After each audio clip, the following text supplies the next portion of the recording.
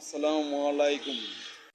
আপনারা সবাই দেখছেন আমার ছাদে অতি সহজেই কিভাবে মুরগি পালন করছি। আপনারা সবাই শখ যে ছাদে বা বাড়িতে কিছু মুরগি পালন করা। শখ থাকলেও আপনারা ভাবেন যে মুরগি পালন করা কোনো সহজ কাজ নয়। আসলে কথাটি ভুল। আমরা একটু ইচ্ছা করলে সহজেই ছাদে বা বাড়িতে মুরগি পালন করতে পারি। অনেকে অনেক কিছু ভাবেন যে মুরগি পালন অনেক খরচ হয়, কিন্তু আপনারা দেখছেন যে আমি অতি সহজেই ও কম খরচে মুরগি পালন করছি। আপনার পাখি এবং মুরগির সুস্থতা কামনা করে আমি ভিডিওটা শেষ করছি।